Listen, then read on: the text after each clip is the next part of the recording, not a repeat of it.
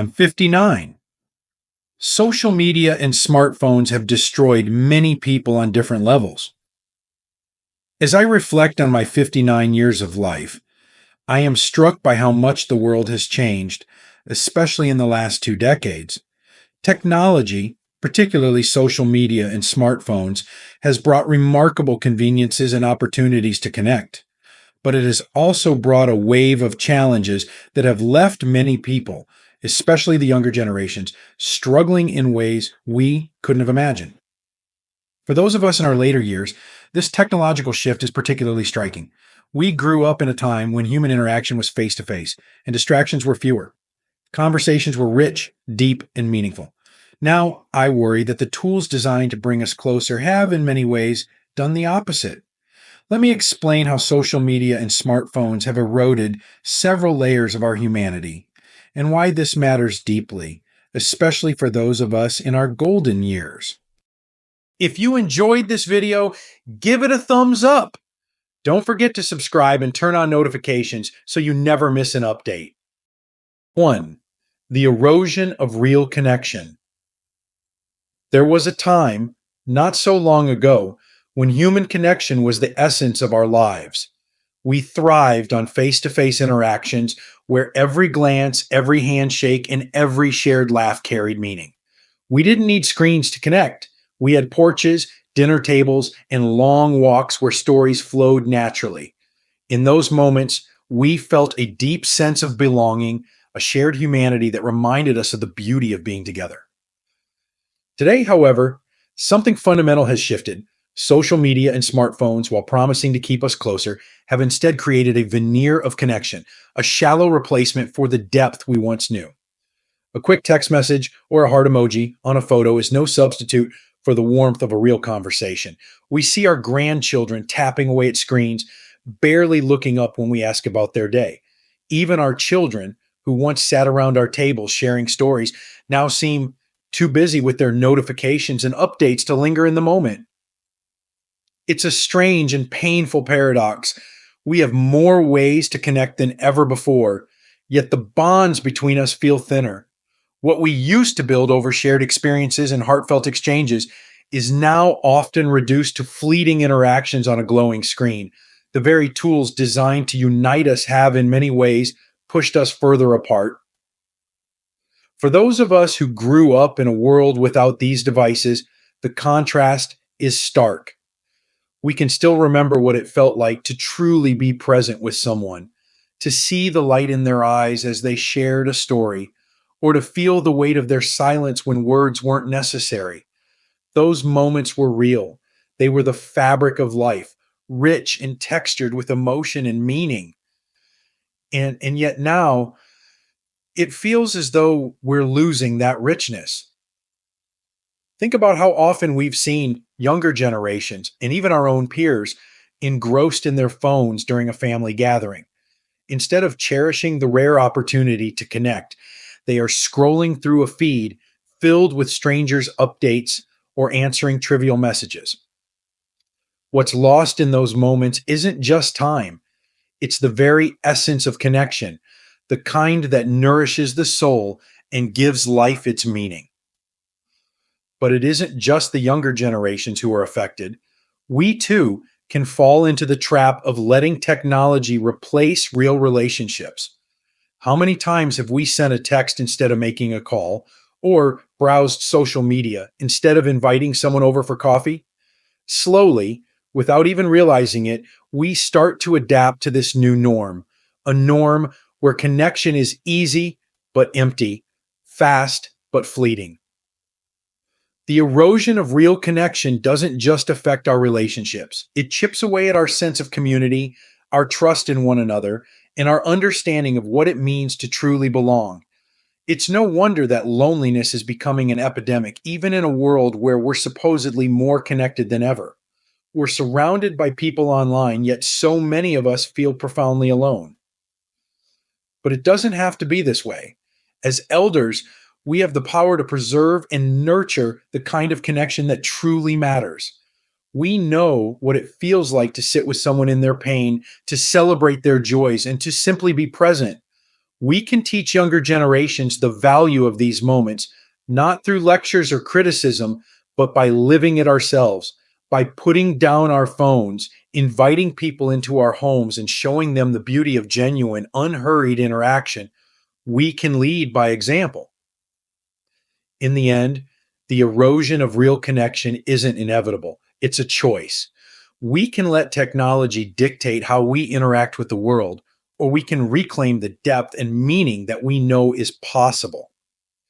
The question is, what kind of legacy do we want to leave? For me, it's a legacy of love, presence, and connection, the kind that no screen could ever replace. 2. Mental health, a silent epidemic. As we grow older, it becomes easier to recognize patterns in life, to see how certain things, subtle at first, can spiral into larger issues over time. One of the most troubling shifts I've witnessed in recent years is the toll that social media and smartphones have taken on mental health.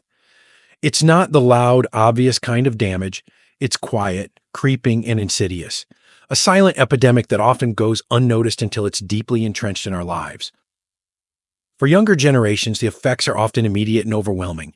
They are bombarded daily by curated images of perfection, flawless faces, extravagant vacations, carefully staged snapshots of a life that appears far more glamorous than it really is. These images are deceptive. They hide the struggles, the pain, the reality behind the lens. But for the viewer, especially someone young and impressionable, they create a relentless cycle of comparison and inadequacy. Yet, this problem isn't limited to the young. We too can feel its weight.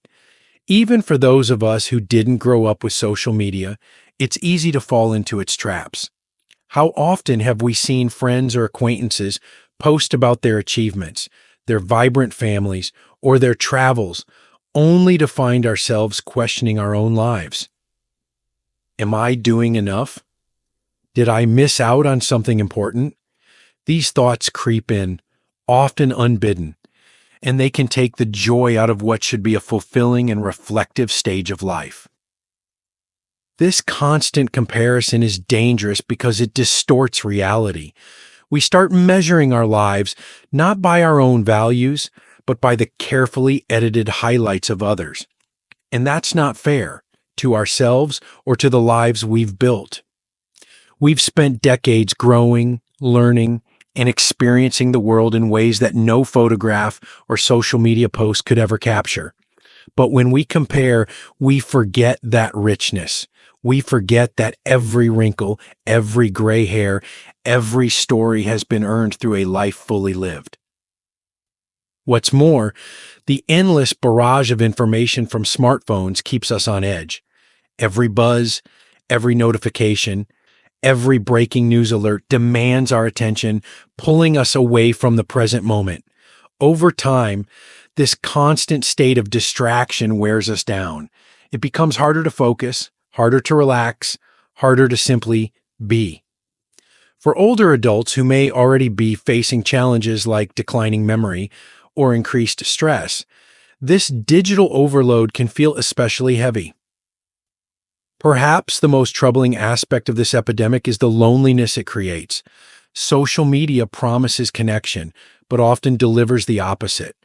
Instead of fostering meaningful relationships, it replaces them with shallow interactions, likes, comments, and shares that offer little substance or comfort. Loneliness has become one of the greatest public health challenges of our time, and ironically, it has flourished in an era where we are supposedly more connected than ever. As someone who has lived long enough to see the world before and after the digital revolution, I can tell you this: real happiness and mental well-being are not found on a screen. They're found in quiet moments of reflection, in meaningful conversations, in the love we share with family and friends. They're found in the laughter of a grandchild, the warmth of a friend's hug, or the peace of a morning spent in nature.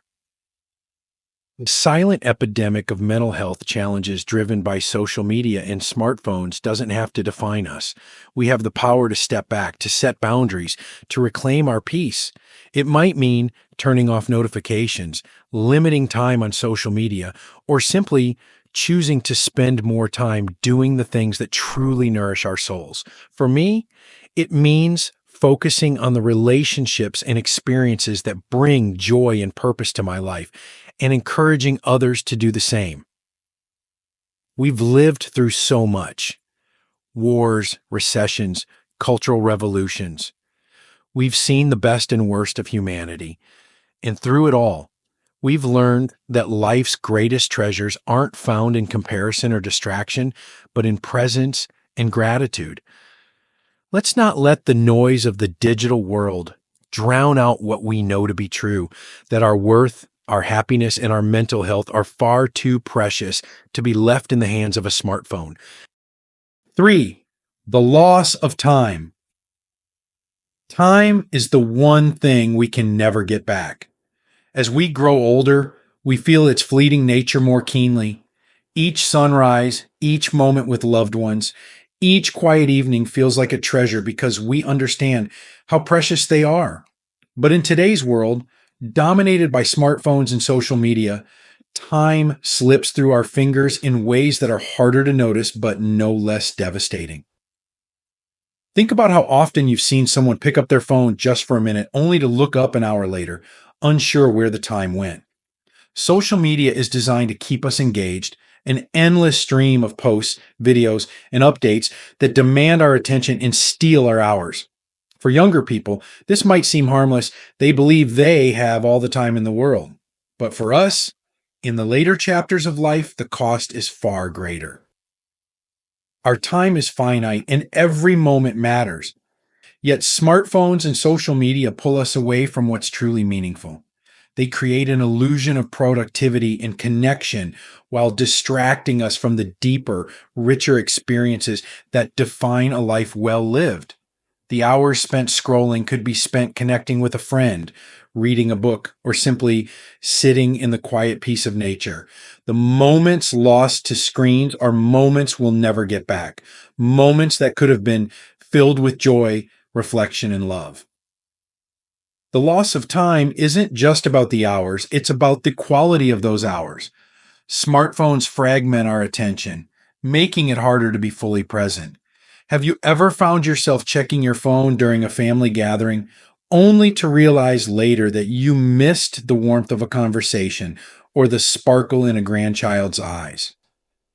These moments are fleeting, and when we're distracted, we lose the ability to savor them fully. There's also a deeper loss at play. When we let technology dominate our time, we lose touch with ourselves. The quiet moments of reflection, the times when we sit with our thoughts and memories become rarer. These are the moments that help us understand who we are, what we value, and what we've learned from our years on this earth. Without them, life can start to feel hollow, as if we're simply going through the motions instead of truly living. But it doesn't have to be this way. We still have the power to reclaim our time, to choose how we spend it and what we prioritize. It starts with being intentional. Instead of reaching for the phone out of habit, we can pause and ask ourselves, what truly matters in this moment? Is it scrolling through updates or calling a loved one? Is it watching another video or stepping outside to feel the sun on our face? These small choices, made consistently, can transform how we experience the time we have. For me, reclaiming time has meant setting boundaries with technology. I've learned to put my phone away during meals, to turn off notifications that interrupt my day, and to dedicate certain hours to being completely offline. These changes have brought a sense of peace and clarity that I hadn't realized I was missing. They've reminded me of the beauty of an unhurried life, of mornings spent sipping coffee while watching the birds, of afternoons lost in a good book, of evenings filled with laughter and stories. As elders, we have a unique perspective on time. We've lived through eras when life moved at a slower pace, when connections were deeper and distractions fewer. We know the value of a handwritten letter, the joy of a long walk with a friend, the comfort of simply being still. Let's use that wisdom to guide ourselves and others. Let's remind our children and grandchildren that time is not just something to pass, it's something to treasure. In the end, the loss of time is only permanent if we allow it to be. Every day, we have a choice to put down the phone, to step away from the screen, and to embrace the life unfolding around us. It's not always easy, but it's always worth it. Because when we look back on our lives, it won't be the hours spent online that we remember. It will be the moments of love, connection, and meaning that made it all worthwhile. 4. The disconnection from the present. The present moment is where life truly happens. It is in the here and now that we experience joy, connection, and meaning. Yet, in today's world dominated by smartphones and social media, being present has become an increasingly rare experience. We are distracted by the endless buzz of notifications, our minds pulled away from what is in front of us by the constant lure of a screen. And in this distraction, something precious is lost. I've seen this disconnection play out in the most poignant ways. At family gatherings, where laughter and stories should fill the air, I've watched younger generations scroll through their phones, their faces illuminated not by joy, but by a glow from their devices. Even moments that should be sacred, sharing a meal, celebrating milestones, or simply sitting together in silence, are interrupted by the relentless pull of technology. It's as though the digital world is stealing the richness of our shared moments, leaving us with a shallow, hurried existence. For those of us in our later years, this disconnection is particularly heartbreaking. We know how fleeting time is, how quickly children grow, and how moments with loved ones can never be repeated. We understand, perhaps more deeply than anyone, the value of presence, and yet even we are not immune to the distractions of modern technology. A quick glance at the phone during a conversation, a moment spent checking emails instead of savoring the quiet, these small actions can add up to a life lived on the surface. The irony is that smartphones and social media promise connection, yet they often create the opposite. They distract us from the faces in front of us, the stories waiting to be told, and the beauty of the world around us. They pull our attention in 1,000 directions, making it harder to focus on the things that truly matter. Over time, this disconnection from the present erodes our relationships and diminishes the quality of our lives. But here's the truth. We have the power to reclaim the present moment. It starts with a conscious decision to put the phone down and look up, to engage with the world as it is, not as it appears on a screen. It's about choosing to be fully present with the people we love, to listen deeply, and to savor the simple joys of life. It's about remembering that life's most beautiful moments are not found in notifications or updates, but in the laughter of a grandchild, the warmth of a hug, or the peace of watching the sunset. For me, this realization has been both humbling and empowering. I've started to notice the small ways in which I can be more present, turning off my phone during meals, resisting the urge to check social media when I'm with friends, and dedicating time each day to simply be. These changes have brought a profound sense of peace and clarity to my life. They've reminded me of what it means to truly connect, not just with others, but with myself and the world around me. As elders, we have a unique role to play in fostering presence. We can model what it looks like to slow down, to prioritize real connections over digital distractions, and to cherish the here and now. We can gently encourage our children and grandchildren to do the same, not through criticism, but by showing them the joy and fulfillment that comes from being fully present. The disconnection from the present is not an inevitability, it is a choice. Every day, we have the opportunity to turn away from the noise of the digital world and embrace the richness of real life. And in doing so, we not only enrich our own lives, but also remind those around us of what truly matters. When we look back on our lives, it won't be the time spent online that we remember. It will be the moments when we were fully alive, fully present, and fully connected to ourselves, to others, and to the world. Those are the moments that define a life well lived, and they are worth every effort to protect. 5. A diminished sense of self-worth. Self-worth is the foundation of a fulfilling life. It grows from within, rooted in the love we give, the challenges we overcome, and the contributions we make to the world around us. But in the digital age, where validation is often measured in likes and followers, this profound sense of self is being eroded. Many, especially the younger generations, find their sense of worth tethered to the fleeting approval of strangers online.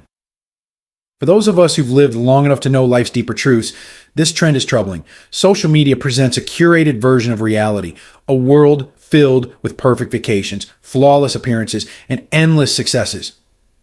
It's a mirage that leaves viewers questioning their own lives. Did I do enough? Am I falling behind? Even as older adults, we are not immune to these comparisons. Seeing others post about their achievements or the joys of their families can stir feelings of inadequacy, even when we know these images only tell part of the story. This cycle of comparison is deeply unfair to the lives we've lived. Our worth is not defined by what we show to the world, but by the legacy we've built in quiet, meaningful ways. It's found in the love we've nurtured, the lessons we've imparted, and the resilience we've shown in the face of life's challenges. Every wrinkle, every gray hair, every scar tells a story of perseverance and growth. Stories that no number of likes could ever capture. What's even more concerning is how technology fosters passivity. It encourages us to consume rather than create, to observe rather than engage. Over time, this can erode our sense of purpose. When we're not actively contributing to the world around us, we begin to feel less valuable, less capable, and less connected to the things that make life meaningful. But self-worth is not something that technology can take from us. It is something we must protect and nurture. This starts by shifting our focus away from external validation and toward the things that truly matter. For me, this has meant celebrating the small victories of daily life, the warmth of a family dinner, the joy of a heartfelt conversation, the satisfaction of helping someone in need. These are the moments that remind me of my value, far more than any digital interaction ever could. We can also reclaim our self-worth by investing in activities that bring us joy and fulfillment. Whether it's volunteering, learning something new, or simply spending time in nature, these experiences anchor us in the real world and remind us of our unique strengths and abilities. They help us see ourselves not through the lens of comparison, but through the eyes of gratitude and self-acceptance. As elders, we have a responsibility to model this for younger generations. By showing them that true self-worth comes from within, not from a screen, we can help them navigate a world that often sends the opposite message. We can teach them that their value is found not in their online persona, but in the kindness they show, the courage they display, and the love they give. The diminished sense of self-worth brought on by smartphones and social media is a challenge, but it is not insurmountable. By focusing on what truly matters, by celebrating the lives we've built, and by living authentically, we can reclaim our confidence and remind ourselves of our enduring value. In the end, self-worth is not about what others see in us, it's about what we see in ourselves. And that is something no amount of technology can ever take away. 6. The importance of boundaries. Boundaries are the quiet guardians of a life well lived. They protect what we hold dear: our time, our relationships, and our inner peace. In today's digital age, where smartphones and social media demand constant attention, setting boundaries has become more essential than ever. Without them, it's all too easy to be swept away by the noise of the online world, leaving little room for what truly matters. When I think back to the world before smartphones, life felt simpler, more intentional. We chose when and where to engage with others. Now, technology has erased many of those natural boundaries.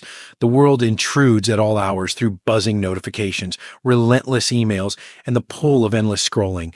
We are constantly connected, but often at the expense of being present with ourselves and our loved ones. For older adults, the lack of boundaries can be particularly draining. Our energy is precious, and yet we often find it fragmented by the demands of digital connectivity. A phone call during dinner, an email that pulls us away from a quiet moment, or the constant stream of updates from social media can leave us feeling scattered and unfulfilled. But boundaries are not about rejecting technology altogether. They're about reclaiming control. They remind us that we have the power to choose how we spend our time and attention. Setting boundaries might mean silencing notifications during meals, creating tech-free zones in the home, or dedicating specific times of the day to using devices. These small acts of discipline can have a profound impact on our sense of balance and well-being. What I've learned is that boundaries are not just a shield, they're a gift. They create space for the things that truly enrich our lives: deep conversations, peaceful reflection, and the joy of being fully present in the moment. By setting boundaries with technology, we honor ourselves and the people we care about. We send a message that our time and attention are valuable and that the digital world does not have the right to claim them without permission. As elders, we have the opportunity to model the importance of boundaries for younger generations. By showing them how to prioritize what truly matters, we can help them navigate a world that often demands too much of their attention. Boundaries are not about limiting our lives. They're about expanding them, creating room for the things that bring us joy, connection, and purpose. In a world without boundaries, it's easy to feel overwhelmed and disconnected. But when we take the time to set them, we reclaim our power and remind ourselves of what truly matters. And in doing so, we create a life that is not only balanced but deeply fulfilling. 7. Reclaiming what matters. As we age, life has a way of clarifying what's truly important. We come to understand that it's not the possessions we accumulate or the achievements we chase that bring us lasting happiness. It's the simple, timeless things: the love of family, the warmth of friendship, the joy of meaningful work, and the peace of a life lived with purpose. Yet in today's fast-paced digital world, these treasures are often overshadowed by distractions and noise. Reclaiming what matters has become not just a choice, but a necessity. When I look around at the world today, I see so many people chasing things that, in the end, won't satisfy them. Social media fuels this chase, encouraging us to seek validation in likes, followers, and comments. Smartphones keep us perpetually busy, filling every spare moment with tasks, updates, and endless content. But these pursuits rarely bring us closer to what truly matters. They often pull us further away. Reclaiming what matters starts with a simple but powerful question: what brings me joy? For me, the answer is clear. It's the time I spend with loved ones, the moments of quiet reflection, the satisfaction of helping others, and the beauty of the natural world. These are the things that make life rich and meaningful. And yet, they are the very things that technology often crowds out. To reclaim what matters, we must first recognize what we've lost. It might be the art of a long conversation, uninterrupted by the buzz of a phone. It might be the ability to sit in stillness without feeling the need to check for updates. Or it might be the deep satisfaction that comes from creating something with our hands rather than consuming something on a screen. Once we see what's missing, we can take steps to bring it back into our lives. For me, this has meant consciously choosing to step away from the digital world and immerse myself in the real one. I've started spending more time outdoors, appreciating the beauty of the seasons and the serenity of nature. I've made a point to call friends instead of texting, to visit family instead of relying on social media updates. These small changes have had a profound impact, reminding me of the joy and connection that technology can never replace. Reclaiming what matters also means redefining our relationship with time. Instead of letting technology dictate how we spend our days, we can take control, prioritizing the things that align with our values and bring us peace. This might mean setting aside time for a favorite hobby, volunteering in the community, or simply being present with loved ones.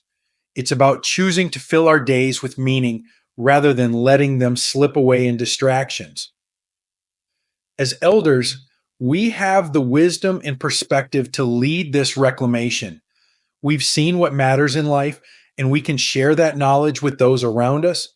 By living with intention and prioritizing what's truly important, we can inspire others to do the same. In a world that often feels chaotic and overwhelming, this is a gift that can bring clarity and peace.